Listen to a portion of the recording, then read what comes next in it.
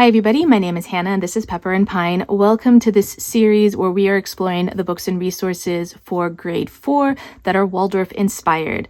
So I have my Waldorf curriculum here. It is by Live Education and we've already gone through the introduction to the 4th year and some aspects of child development. We've already covered our grammar resources. We've already covered our math resources, which include a lot of materials on fractions and the multiplication table. We spent some time going over I'm going to call them the history resources, but they're really like the epic poems and the mythology and folk tales for this grade level. So we had the Kalevala, we had Beowulf, and we had Norse myths. And I also have a separate video if you want to put together your own Norse mythology main lesson block. I have lots of resources and a few games that you can include if you want to focus on that main lesson block. Okay, but today we are going to work on the man and animal block, or you can think of it as the zoology block, but very specific animals are chosen in this block. And I want to go over a little bit of the reason why certain animals are chosen and share with you that there are actually 3 different main lesson books for this particular subject area. And the last one we're going to go over later is local geography, history, and industry. So for this grade level, and I already have a video that extensively reviews the grade 4 curriculum, so I'm not going to do that at this moment, but I do want to share with you a little bit of what's included so you have an idea of the resources that can help support this curriculum, or resources if you want to do your own main lesson block. But honestly, once you see all of the books that I've collected, it's probably going to just be easier to get a curriculum. So for grade 4, we're going to be exploring the animal kingdom, and this particular main lesson block, or rather just this book, is going to go over drawing simple animal forms. And this is going to be helpful for the teacher. This is not a book that you're going to hand to your student. And you can see that some of these illustrations are pretty complex and probably beyond the capability of a grade 4 student. But I do have another book that's in a previous video that talks about painting and drawing in Waldorf schools from grade 1 to 8. And there you can see a few more examples of student work, or at least examples of what a student might be capable of. This is drawn by an adult for you to understand the forms that make up animals. So it's going to go over the ones that you're most likely, they're the archetypal forms, and so you're going to find them in all animals, but it's going to progress you through this so that you can have better success at drawing these animals with your student or on the chalkboard when you're going over these lessons. So there are 2 main lesson books here. One is the companion volume for teaching. This is going to be a tremendous resource because it's going to give you information about all of the different animals that are going to be talked about in the main lesson block.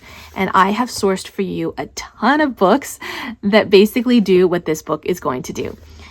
The curriculum itself, Man and Animal, starts out really beautifully. You can see a lot of notes here because I've attempted to do my own version of this, and I had collected all of these resources for it to be more religious based. And then I realized that one of the, I should say, a very core principle in presenting this block is to identify the different aspects of animals that are in relation to the human being, versus we're just going to study an ant or a horse, but we're going to study first the human being.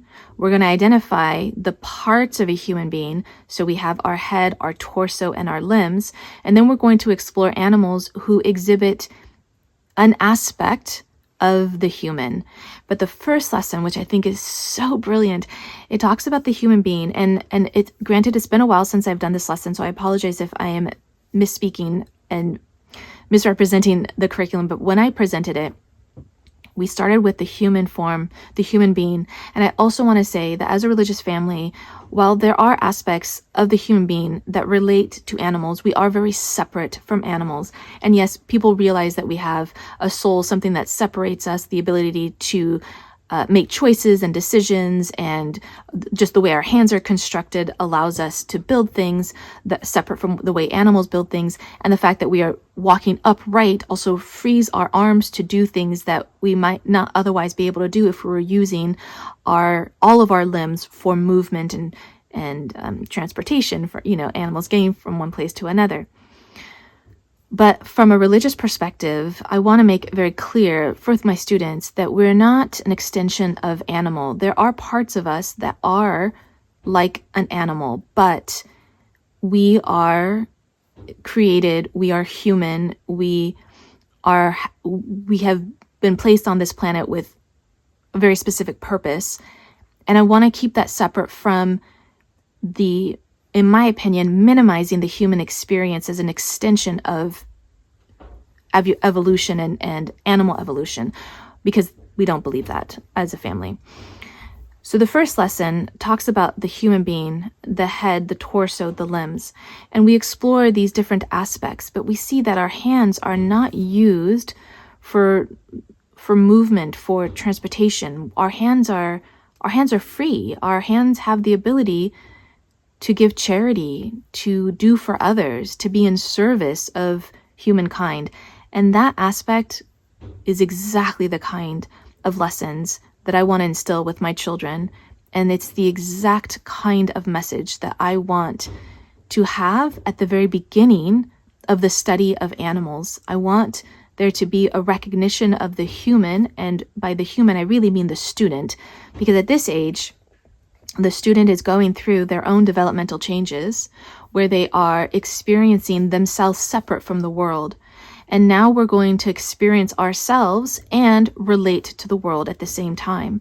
And we're going to see the parts that are similar, because we do have limbs and we do have a trunk, a torso, and we do have a head, and animals do too. So we're going to see the parts that are the same, and then we're going to see the most beautiful aspect, and that's the parts that are different.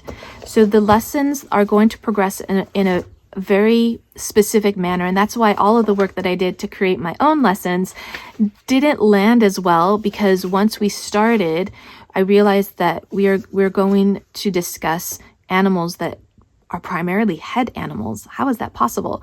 You look at a cuttlefish or an octopus and what you see is head. I know you see the tentacles, so you're like, oh wait, that looks more like a limb animal. But when you start to examine these animals, you realize that they fall into these different categories. Now, this is not the time quite yet to discuss, like say the anatomy and form in respect to the teeth, the jaw structure, the specificities of, like say the feet or the hooves. Those kinds of lessons are for middle school. And so we're not looking at those kinds of categorizations just yet. We're still looking at more, I'm going to say like an elevated, spiritual, separate way to look at the animal kingdom versus the typical kingdom classification that you're going to find with like species and family and class. And we're not going to actually do that just yet. That does have its place, and we are going to do that, but not just yet. So what if you want to do your own lessons? Well, the first thing I would say is that if you are going to construct your own lessons, your own main lesson block, and all of what I just said still sounds a little bit confusing, I would recommend getting the Charles Kovac's book, The Human Being and the Animal World, because this is going to be a really great resource so that you can create your own main lesson block. It's going to come with a ton of information, and it's also going to go through this sequence that still places the child, the human first. So you're going to start with the trunk, head, and limbs, and then you're going to go into the cuttlefish. And in the Waldorf curriculum by Live Education, it does cuttlefish, and then it does octopus. And so I have books that relate to those lessons. But here that you'll find like the seal, the snail, all in part 1. Part 2 has the elephant and the horse. Oh, and I thought there would be another one. So you have this list of animals, which what I love about this book and what I love about the Waldorf main lesson block is that it has all the information you need specifically for the study of that animal, versus a lot of the books that I collect, even if they are, say, a book like this, Nature Anatomy, which is going to go over a number of animals, it's not going to have the depth that I need, the information that I want, and it's quite minimal. It's gorgeous, and the illustrations are fabulous, and I would totally use this, and I have used this as illustration inspiration, because this is just the kind of illustrations that I love to include. So I find this to be a really great resource, but not the only resource I would use for a main lesson block like this. It does have some, but not enough. I also have another resource that covers quite a bit of subject areas, and that is the ABCs of Nature. And this one is really extensive, and it is hard to find. So if you find it at a used bookstore, I would get it.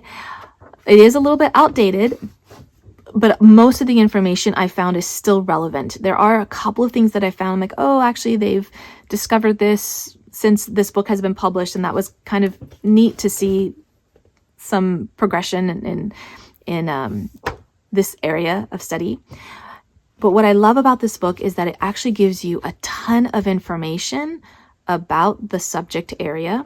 It does include some photographs that are now totally vintage, but what I love about it is that this is going to be a tremendous resource for a number of the animals that you want to study. And if you're going to be doing the botany main lesson block in the following year, we have used this book extensively for our botany unit as well. And so this would be, this kind of book is a great resource, but they are, I feel like they're a little bit harder to find with the information that I'm personally looking for. Another one of the Julia Rotham books, Ocean Anatomy, is beautifully illustrated. And again, you're going to find some of the animals that are talked about, like the cuttlefish, for instance, and the octopus. So those are in here, and this might have enough information, but honestly, I really needed a little bit more when we were presenting our lessons. But I find this a great resource for illustrations. And if you're going to be doing other lessons that address like oceanography or other plants and animals in the ocean, then this would be a really great resource. I really, really love these books, even though they haven't been as utilized as I hoped, considering the amount that's in it. But I would still purchase this book again. If you want some stories to include with your opening activities, the Burgess Animal Book for Children might be a good choice. It does go through different animals, but in a really charming narrative story form. And we haven't finished this book, and there's another one that I believe that I started that's similar to this. It's great. It just didn't land well with our family and our kids, and it might be a little bit on the older side. I can't remember the publication. Let me see if I can find that for you.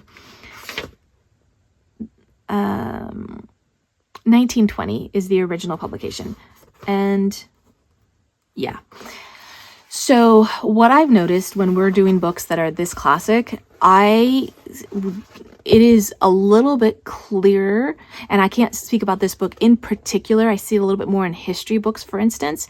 You can see the biases coming through pretty strongly. You can see political motivations or religious motivations or just biases in general come through a lot clearer because it's been 100 years versus books that are published today where you are soaking in the bias yourself. You are less capable of seeing it. So a book like this, you might just chuckle at some of the things that are said. I can't speak specifically about this book, but in the past, when my children and I would be reading books that are 100 years old, approximately, we would just start to highlight all the things that are of humor for us or of clear bias and just, point it out and just recognize it and then continue with the book. So this would be, I think, a really great opening activity book that you could read. And the chapters are not tremendously long, but it would still take me a good 20 minutes to read these few pages, maybe even longer. I'm a little bit of a slow reader, for read aloud especially. And it would be nice to have something that's a little bit more story driven. And if you're looking for more story-driven content, I have a number of picture books to share with you. This one's called Salmon Boy, and I will not be able to pronounce that in the indigenous language, but this is an indigenous tale. Pacific Northwest, even maybe up to Alaska. I can't remember the tribe, and there could be multiple tribes that have this story. The original Salmon Boy that I read, and it's been a while since I read this book, so I can't remember if this is the same story, but it is the story of the life cycle of a salmon and also the reverence that the indigenous people gave to the practices of hunting and fishing and gathering in general. Their practices were very spiritual, and this book is a beautiful story that illustrates that whole life cycle. And so this is a book that I would use as part of the main lesson when we talk about salmon or fish, or with my picture books. I love including them in our opening activities, which again is not necessarily a Waldorf practice, but we do really love our picture books. And I think that they serve multiple ages really well, because usually, I'm homeschooling my last child at this point, so this is not as relevant for us at the moment. But in the past, when I would be homeschooling multiple children, I found that including picture books was a really great way to include all of my children, even though my children are 4 years apart in age. So I feel like this is even of more benefit if your children are closer in age, because picture books, I find, not all of them, but a lot of the ones that I particularly like to use are very informative. I love it if they're story driven. They're not always. Sometimes they're picture books, but they're more nonfiction and just informative. But I find them to be a great way to deliver information in a beautiful way, in a simple way, in a way that you can take complex ideas, and they're not dumbed down, because I really object to that style of teaching, but they're presented in an age-appropriate manner without the patronizing the student in a way that would otherwise be dumbing them down. So I love picture books for that reason. I have a few other picture books to share as well. We have Growing Up in Wild Horse Canyon, and this is going to serve a couple of different purposes for the 4th grade year. This is about horses, and I did a horse unit at one point with my daughter when she was really into them, and we sourced a number of books on horses, and you can find that complete video and the whole playlist. Actually, the link is in the description box below.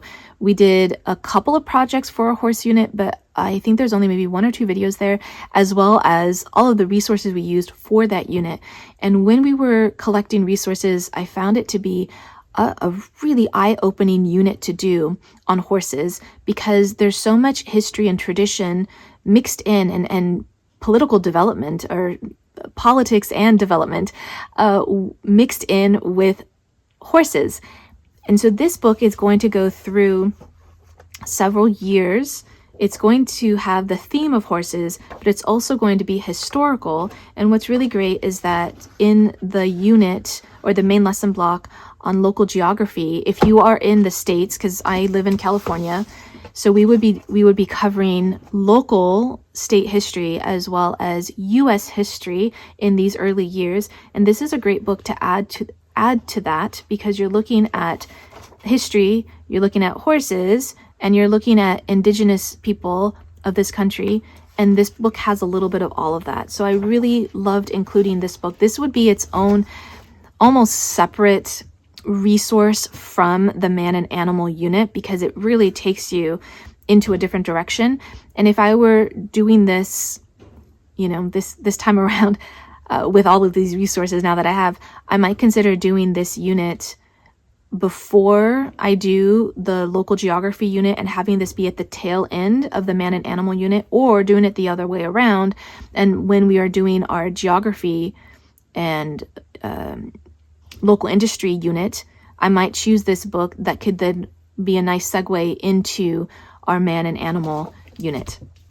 I have some more horse books to share with you. A little bit more horse books and a little more ocean books, like things on fish and octopus, because we did those units separately as well. So A Field Full of Horses, this is going to be just a fun little picture book. This would be great if you had like younger students with your 4th grade student, if you had preschoolers and kindergartners and 1st graders who are joining you during your read alouds and your picture book readings. This would be a really fun book to include. I really love the illustrations. They're just the kind of illustrations that I like. It's a very simple book. It's still informative, but it's just very simple. If you need something that's a little bit more nonfiction for horses, I've got a couple of books to share with you. This one is just Our Amazing World Horses, and by Kay De Silva. And this one's going to be the kind of book that you can definitely find at your local library. They're usually inexpensive. I mean, this one was just a few dollars, but it's paperback. But this is not something that I'm going to refer to often in our schoolroom or in our school. And so for that purpose, this would be a really great book to actually just check out from the library, because you may only need it once or twice, depending on what units you're doing, versus one of these picture books you could read often in your homeschool, and especially this one, which is really gorgeous. I love the illustrations on this one. This is one that you could be reading often in your homeschool as part of your opening activities or a bedtime story, versus something that's a little bit more nonfiction that you might only use for a very specific purpose. Seymour Simon, Horses, all about their strength, speed, their fowls, breeds, and more. And this one is going to be a little bit more extensive in your horse information and just aspects of breeds and a lot of things that I actually don't know about. Again, this is a book that you could definitely get from your local library. It wouldn't be this exact book if our horse unit was done more recently, so those resources are probably more readily available. But some of the units that I've done many years ago, those resources are not as readily available. And really, the reason why I'm showing you them is so that you can get an idea of the types of books to look for. Or if you find them at your local charity shop or thrift store, then that's great, because then you can probably find them for a really good price. But we're looking at like types of books or themes of books. So nonfiction versus a picture book versus, say, a historical fiction.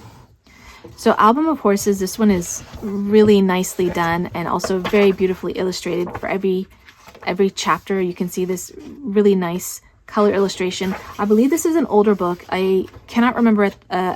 I can't remember it off the top of my head, but I'll check for you, just based on the illustrations and based on my memory of when we got this book. This book is from 1951. And what I liked about this book, and we didn't finish this book, this is where our bookmark is, so not quite half the book, but I do remember this book being sort of, it was like story driven. It was interesting. They were like these little mini storybooks with each chapter, but it focused on one breed of horse. And so you got to learn about that horse, and some are great for like industrial work, and not industrial work, like industrious, and other ones are great for writing, and some are great for speed, and they all have different purposes. And again, knowing very little about horses, I can't tell you too much, and I'm sure you or your children who love horses, have horses, can have an even better experience in bringing forth this aspect of the lesson. I have to say, and it is a sadness of mine that we are not around animals more, that we are not caretaking animals, that we don't have pets. Like, there is so much wisdom and so much wisdom that you can gain from that, so much experience that is transformative in caring for animals and pets. And we haven't, and I regret that we didn't have that experience. So this is another lovely book that it kind of is a departure from the man and animal main lesson block. This would be one if you were really into horses and you wanted to include a little bit more than what the curriculum would provide, then this would be a really beautiful resource. It would make great opening activity read alouds to do as well. For your opening activities, you might also consider getting the Waldorf Book of Animal Poetry. This one goes through just about every animal and sometimes multiple poems about that animal. Some are short, some are long, some are great for young students, some are great for older students. And this has been a really great resource. We used it a lot for a couple of our units, and then we haven't used it much since. Again, my daughter is now 13, so we're really moving on to other resources at this point. And since she's my last homeschooler, there's a little bit of sadness of not using some of these resources again, unless I homeschool another child. Anyway, this will be a great resource for including poetry, which is fabulous with your main lesson blocks and fabulous as its own unit as well. But including poetry, I find to be a different relation with the information. It's not like a nonfiction, and I want to say it's more spiritual, but maybe that's not the right way to describe it either. But it touches a different part of your being when you are reading, reciting, or listening to poetry. And I love including that. And my understanding about poetry is that it should be recited. It's not something to be reading silently to yourself. And so reading it aloud as part of your opening activities, or reading one poem that relates to the animal that you're doing as part of that lesson, I think would be a really great addition to bring in the aspect of poetry into your lessons. Let's look at a couple other books that I have, and then we'll dive into our games, which are all the same, but of different categories. Lovely Beasts, The Surprising Truth. I liked this book for the illustrations, even though they're not typically the kind that I like. I actually really like the whole mood of this picture book. It's very serene. It feels a little bit on the reflective side. I love the colors. I love the way that it's presented, but it's not quite going to give you the content that you need for this particular main lesson block. Again, I would use this as part of your opening activities, because I love including picture books in our opening activities. And if you do too, this would be a great resource. If you are not inclined to include picture books in your opening activities, you might consider reading these ahead of time and presenting your own stories based on some of the books that you've read. Sometimes when I'm at a loss for my creativity, I start retelling books, movies, TV shows, experiences. I start retelling those as part of our stories in order to transmit a lesson and for enjoyment. I change a lot of things along the way, but sometimes I will do that when I'm at a loss for creativity, when I'm storytelling with my children. And in those cases, it's usually bedtime storytelling. Let's move on to some nonfiction books that are readily available that you have probably seen, you probably own, and these are the DK Eyewitness books. I've got Fish and I've got Bird. Now, these books are, in my opinion, a little bit challenging to read through as a read aloud. I don't typically do that very often anymore. I just found through experience that we didn't retain a lot of information. It was a little bit challenging to get through, but I still keep a lot of them. I did get rid of a lot of my books for my DK Eyewitness books. I gave them to another homeschooler. However, I did keep some, and I will still purchase them for very specific reasons.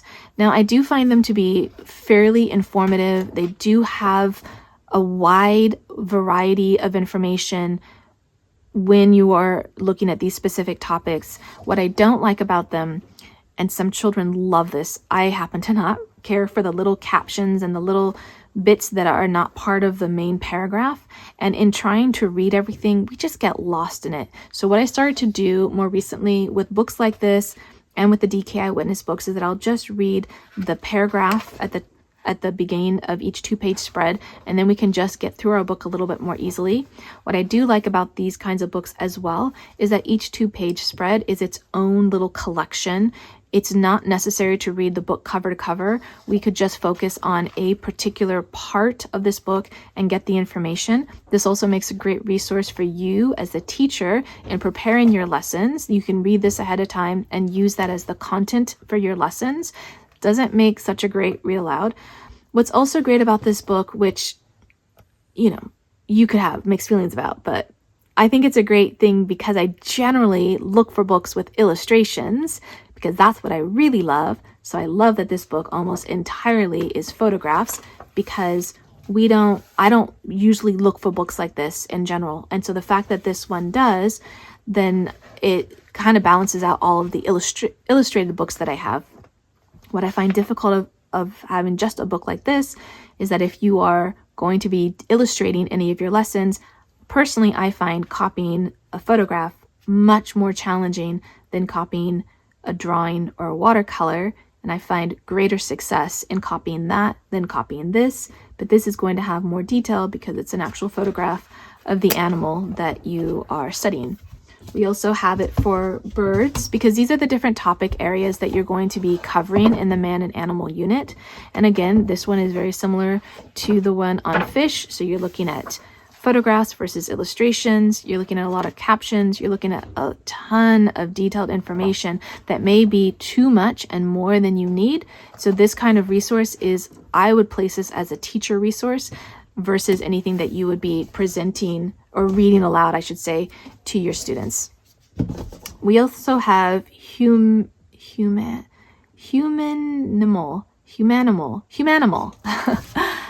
This one has, I like these illustrations, even though they're not the ones that I typically go for because they are computer made, but I like this book, the aspects of this book, because I like the paper, I like the colors.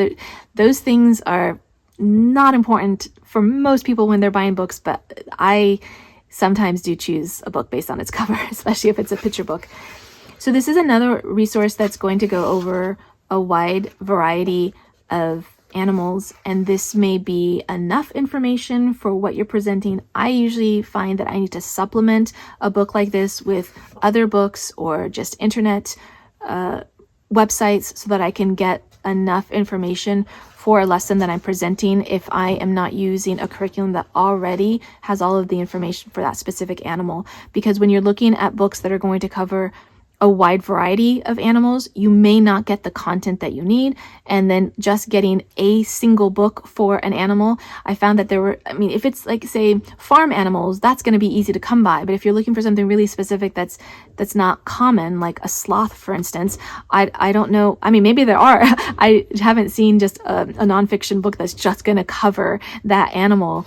And so having a resource like this could be enough for your lesson, or it might not be enough.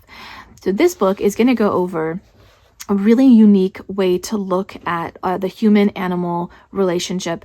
And I do think that it fits in some ways with the Waldorf curriculum, and in other ways, I feel like it doesn't quite align with the objective of the curriculum, because you're looking at aspects of the human world that are similar aspects of the animal world that are similar to humans in the emotional sense, not in the anatomical sense. So that might be something that you're like, oh, I really, really appreciate that look, that perspective. Or you might be like, well, that really doesn't align with our personal values, motivations for keeping the animal kingdom and the human kingdom separate in those aspects of humanizing animals, or the opposite way, because there is still a distinction between humans and animals. Okay, let's move on to some books on octopuses. And I've got 3 here, and that's because we did a unit on the ocean and a whole main lesson block on that. That's available on my website at pepperandpine.com if you're interested in looking into that. So we have the Owen Davey books. There are at least maybe 4, maybe more books that are in this series, and they're really great. I love the way that they're illustrated. I love the paper. Again, weird things to like about a book, but it has that sort of like dry, kind of rough paper quality. I don't like the kind that are kind of glossy and shiny. The pages are really thick. The illustrations are really great. The content is just right. Again, if there are too many little captions, I just end up reading like the main portions because I do get distracted by those little captions. This is just a really great book to include if you are going to be doing this main lesson block. This one, called Octopuses Strange and Wonderful by Lawrence Pringle, again, one book in a series of books that go over different animals. I really, really love this series of books as well.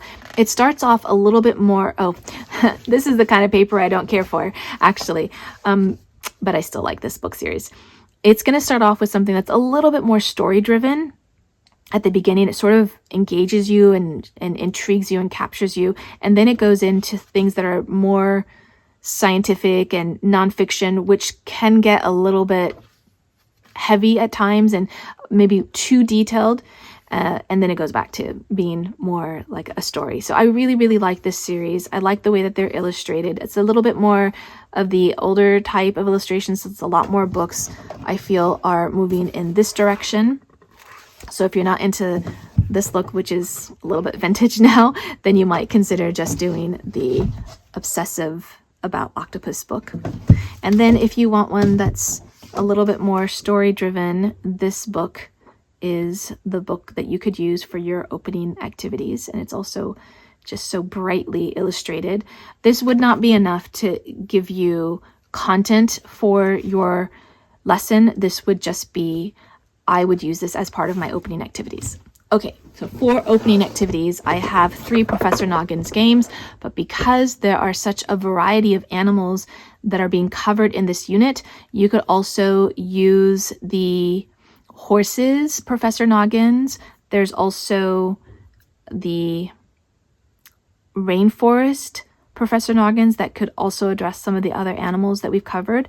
And then we have birds, life on the farm, and life in the ocean. So let me just show you the birds Professor Noggin's game. This is a game, this series of games, and there are several available, at least 20, probably more.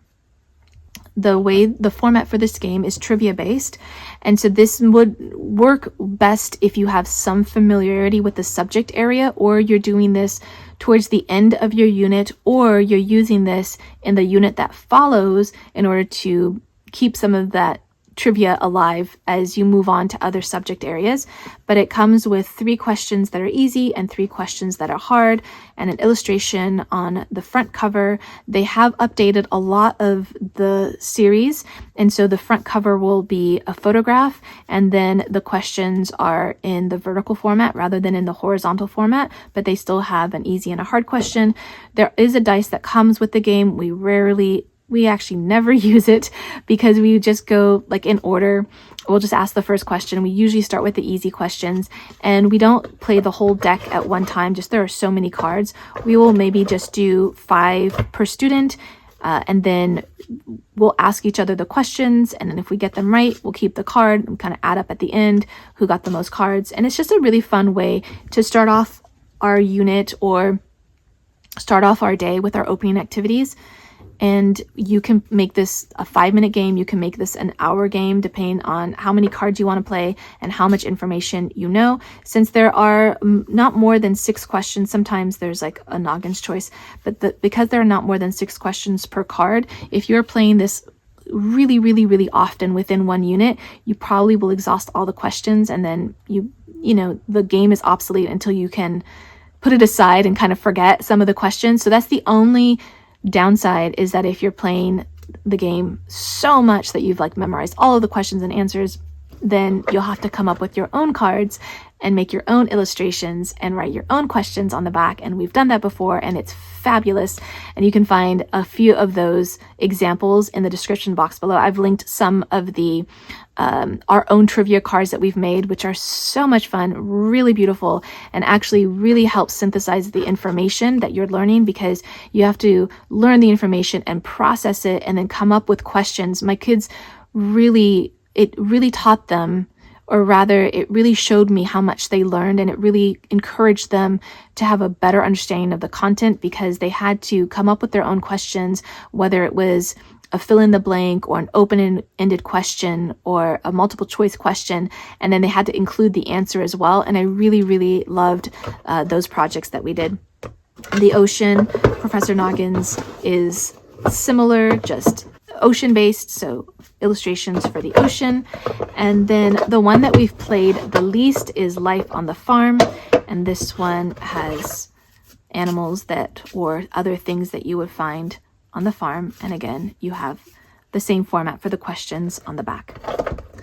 I think that's everything, or at least most of it. There are still more books in our homeschool library that address these different topics, but you can find the unit studies for our horse unit as well as our ocean unit in the description box below if you want to explore those animals and those environments a little bit more. Otherwise, I hope that you'll check out the blog post that accompanies this video. You can find that link down in the description box below. You'll find all of the materials that we've used as well as the other videos that relate to the 4th grade year. And if you want to see how we're homeschooling on a daily basis, you can find me on Instagram at Pepper and Pine.